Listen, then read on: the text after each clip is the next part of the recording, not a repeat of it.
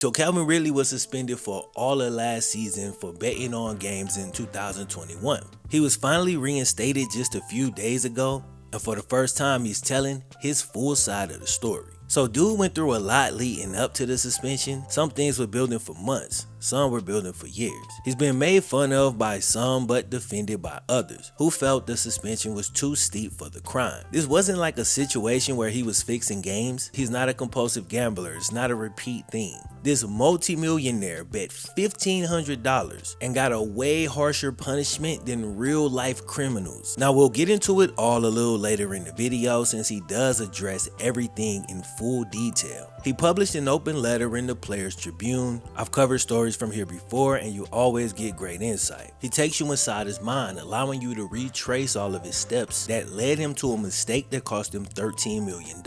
Then he gives us a glimpse into a tumultuous childhood that most people who talk down on him never would have made it out of. But after reading it, you get the feeling that the worst mistake he ever made may have been the best thing that ever happened to his career and to his life. Back in 2018, he was a first round pick, but he wasn't asked to be the man right out of the gate. He instead played second fiddle to Julio Jones. But it's Julio, so Ridley had no problems taking a backseat to him. Both have been champions at the University of Alabama. They follow similar paths though in two different eras. Calvin wanted to learn all he could from Julio, and he soaked up as much game as he could from his mentor. But in the letter, Calvin says through his first 2 seasons, he had to play through bone spurs in his foot. A bone spur is a painful bony growth or projection that can sometimes develop along the edges of bones. They can be caused when there's long-term stress on your bones, caused by arthritis or in this case inflammation. The bottom of your foot becomes inflamed from overuse. All that cutting and decelerating can take a toll on your feet. So through his first 2 years when he was trying to learn the ropes, he had to do so while dealing with a chronic injury. He still put up great numbers for the number 2 in the offense, and it was clear that he could handle more of a workload if necessary. Once his 3rd year rolled around, it was about that time. Julio was out hurt, so it was all on Calvin. More than anything, dude wanted to answer that call,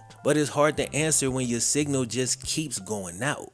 Alright, real quick before we jump in, a quick word from today's sponsor, Aura. So anyone can find anything on the internet, including your full legal name, your personal email, your home address, your phone number, and even your relatives. Before Aura, my information was in places I ain't wanted in, but it was easy to clean it up once I started using Aura. They'll identify data brokers that are exposing your information and automatically submit opt-out requests on your behalf. They'll even opt you out of junk mail and telemarketing lists, so when your phone rings, you know it's someone you actually want to talk to. You can use my link, aura.com/FlemLo, to try for 2 weeks and see how much of your information is out there. You can also just click the link in the description of the video or just scan the QR code on the screen. Aura also monitors all your emails and passwords to see if they was involved in a data breach of any kind, and if your stuff has been exposed to the dark web, to show you how to handle it with recommendations of what you should do. They got a VPN, real-time credit and identity theft monitoring, a password manager, they protect devices from malware, and they even offer internet parental controls to make sure your kids are only watching what they're supposed to. That's almost every single internet safety tool you ever need,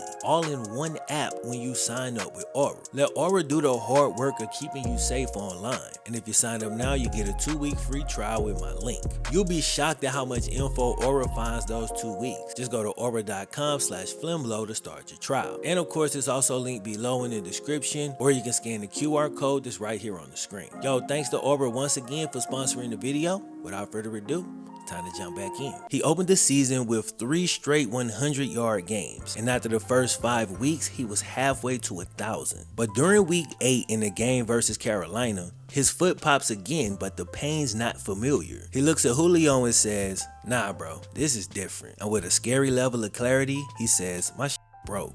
But when he got the MRI, the trainer said it was a bone bruise, and he played through bone spurs, so he figured he'd gut it out. He admits to taking Toradol shots every week, an injection that numbs pain but can cause long-term health issues. But he guts it out, and the Falcons still finish 4-12. So at the end of the year, all the coaches get fired. The general manager and head trainer also got let go. So when the new trainer came in, he re-examined Calvin's foot. Realizing something was wrong, the trainer sends him to a specialist. Within the first hour, the specialist says, "Your foot's definitely broken." So he's played the whole second half of the season on one foot. And I have no idea how he still managed to do this. He had a breakout season while playing through serious injury, 90 catches for 1,400 yards and 9 touchdowns. But the trainer who pushed him out there on a whole broken foot was now gone and didn't have to deal with the aftermath of his negligence. But Calvin did. He didn't find out it was broken until, get this, 2 months before the next season was set to start. He had to rush to get surgery, then try to rush back and impress a new coaching staff and a brand new GM. Julio was now gone. He was playing for the Titans, so it all fell on Calvin to make this thing work. Normally, dude would have been ecstatic for the challenge, but his foot wasn't right. He needed much more time to heal. When he came to camp, bro, he still couldn't plant without pain. And he's a receiver, so, like he's planting every snap. For him, it felt like that 2020 season never ended. So he's mentally burnt out going into training camp. Getting up to full speed and then putting on the brakes with a lower body injury, that's the part that hurts the most. Calvin simply couldn't do it unless he had painkillers. He said he got trapped in this cycle. Take the pill and you can run. I shouldn't have to break down how dangerous that is, but he tried to do what he needed to do just to continue his career. Fans of the sport often question players' toughness, but we don't be having no idea what some of these dudes be playing through. But even deeper than what they're playing through is what they're living through. And I said it that way to emphasize that it doesn't stop when they leave the field. After practice, once the painkiller wears off, you still gotta come home and be a husband and a father. Bro, my daughter don't care. She's 2 years old and she's running straight up to me. Daddy, daddy. She's wanting to bake some cookies in the Fisher-Price oven, but I'm coming home broken. I can't even do anything but lie in a dark room. That's when the anxiety really started. I knew something was off, but I ain't want to let nobody down. My plan was to get through another season with pills and shots. Do my job, grit it out. After his breakout season, Calvin should be stepping into his prime, but instead in year 4, he's already a shell of himself. It's gotta be frustrating as hell. You ain't even got your big contract. Corners talking, thinking they locking you up, but you playing on 1 foot. And just as he starts to think, yo, this is bad, but I can handle it, things get even worse in a way he never expected. After the game, I drove home with my wife and daughter. I saw the whole neighborhood lined up right outside our house. Our front door was kicked in. Police cars everywhere. Our house had been robbed while we was at the game. At first, me and my wife was pretty calm about everything. They took a bunch of jewelry and stuff, but nothing we couldn't replace. But then we watched back the security footage, and we saw about 5 or 6 guys come in with guns drawn. Bro, if you got a child, that's your worst nightmare. And my wife was traumatized. She couldn't sleep at night. Now she couldn't stand me being out of the house. That's when I really just started to feel the weight of the world on my chest. But I just didn't have the words for what I was experiencing as of yet. It felt like I was getting attacked, but almost by something invisible. Like I'm getting hit in my chest 24/7 by somebody I can't see. I dealt with anxiety for years, like way before YouTube. And his description is spot on, like I know that feeling so well. One of the best ways to combat it is through physical activity. But when you're hurt, the physical activity don't really hit the same. Cause it's supposed to free your mind, but you thinking about the injury. Or you so busy trying to protect it, you can't even enjoy your time. Not to mention when you're famous like Calvin Ridley is,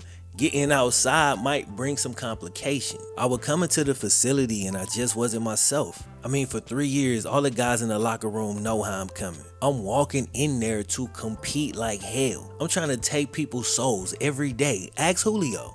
Ask anybody. But at that time, the only thing that I truly wanted was to be home with my wife and my daughter. We were supposed to play in London, but I just couldn't lead them. That's when I finally broke down and told the team I needed help. This is where it gets tricky for me because I don't want to badmouth anybody. I know they got a lot of pressure to win and they got their own jobs to do. But I just felt like some people in the building were supportive and other people was looking at me like, man, you good, bro. But I wasn't good. It's as simple as that. I'm as mentally strong as they come, believe me. But I really just needed a break. So I made the decision to step away from the team. After that part, you can tell Calvin starts to get defensive because he's been Calvin Ridley long enough to know what's coming. People gonna question his mental toughness or his toughness in general. Because if they got paid what he got paid, all their lives would be perfect. Even though most of us have never been under these exact circumstances, if you got a decent level of empathy, you should be able to feel his pain. His career was in shambles due to the ongoing injury, and as an athlete, his physical health was strongly tied to his mental. Then on top of that, now his family's dealing with trauma while he's still trying to patch himself up from his own ordeal. But in order to drive home the point that he's really tough as they come, he shares the story of his childhood. You're gonna wanna listen to this. Since I was 8 years old, I was on my own. And it's crazy, but I can remember the exact date.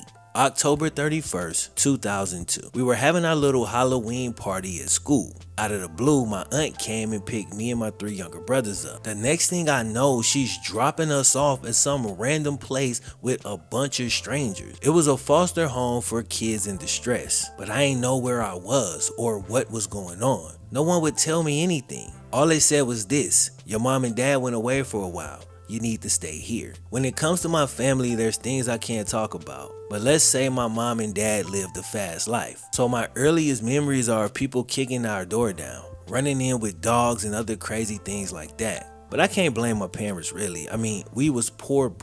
Like, we lived off food stamps, and I don't know why I even remember this, but our rent was $26. And when you're in that situation, the fast money is enticing. Eventually, it caught up to him. My dad got deported back to Guyana, and my mom went away for a bit. So that's when they took me and my little brothers to the foster home. I never forget my youngest brother just screaming his head off, crying for our mom. He was only 5 years old. He would just not calm down, no matter what. We kept telling him, chill, but he just kept panicking, and eventually they took him away and they sent him somewhere else. We didn't see him again for the next 6 months. I was the oldest. I had to be the man at a very young age. My brothers would be looking at me like, what's going on? What's finna happen? Are we gonna be all right? And honestly, I didn't know, but I'd say, we'll be all right. It'll get easier, all right? Don't worry about nothing. It was at that point that football really saved my life. Eventually, they moved us to the SOS Children's Village, which was located in Coconut Creek, Florida. It's like a little complex with about 10 houses and maybe 150 apartments. I used to wake up in the morning at like 7 o'clock and I bang on all the doors, just rounding up everybody. Come on, we about to play some football. Y'all coming? We be playing pickup 15 on 15, 30 on 30 from like 7 in the morning till 6 o'clock at night. Maybe that's how I got so fast, because if you wanted the ball in all that chaos, the only way to get it was you had to run your ass off. Those days were the best because you could forget about everything. I wasn't even thinking about the NFL or college. All I thought was, if I got football, I'm straight. So imagine just feeling that strongly about your career, but in your first couple of years, your body starts to break down. Like, imagine being a singer, you drop your first hit record, and like 2 weeks into your tour, you just up and lose your voice. Then on top of that, your mental starts to break down, family starts to break down, and you're in constant pain. Almost anybody under these circumstances will start to fall into depression. Whether they realize it or admit it or not, it's there. So he goes on to talk about his deep love for the game, and then he finally gets into what led him to make the bets. And then to make it to the NFL, that was just life-changing for my people and for my neighborhood, man. For real. That's why I want people to know my whole story and know that I never meant to tarnish this game. I just fucked up, period. In a dark moment, I made a stupid decision. That's all it was. I wasn't trying to cheat the game. That's the thing I want to make clear. At the time, I had been completely away from the team for like a month. I was still just so damn depressed and so angry, and with no ways to fill my time, those days was just long. I was looking for anything to take my mind off of things, anything that could make the days go by a little faster. So one day, I see a TV commercial for a betting app, and for whatever reason, I downloaded it on my phone. I deposited like $1,500 total, literally. This was just for something to do. I was gonna bet like $200 on some NBA games that night, but then I just added a bunch more games to a parlay. I put the Falcons in on it. I was just doing it to root for my boys. I didn't have no inside information. I wasn't even talking to nobody from the team. I was totally off the grid. Whenever people ask me, what were you thinking? Only answer I can give is, bro, I wasn't. Calvin's mistake caused him to be suspended for a whole season. You got dudes that commit real crimes that get way less time than that. I remember when this happened, the social media way of looking at things had permeated the brains of so many people, it was annoying. People took the attitude of, you're too mentally down to play, but you got time to gamble and stupid stuff like that. The truth was, like most things, there was a series of events that built over the years and led to one bad decision. Like, I couldn't believe the pushback I got for my take. I thought the whole thing was crazy because he wasn't even playing in the game. Because of that, he'd have to bet against his own team to even be considered for possibly doing something shady. And if he did have some type of inside information, don't you think he would have bet more than $1,500? If somebody emailed me the NFL script for next season, I'm about to bet my life savings, not the change that's in my pocket. Now, I'm saying that from a moral side or from a common sense side. I understand it's against the rules and a punishment must be levied, but I wish we wrote rules with common sense in mind, because there's levels to everything. Every betting crime is not equal. But I love how he's still holding himself 100% accountable while reverse engineering the events that led him here. He's not making an excuse, he's just breaking down how it happened. Like when a player watches his own mistakes on film to correct them. These two things working in tandem don't mean you'll never mess up again,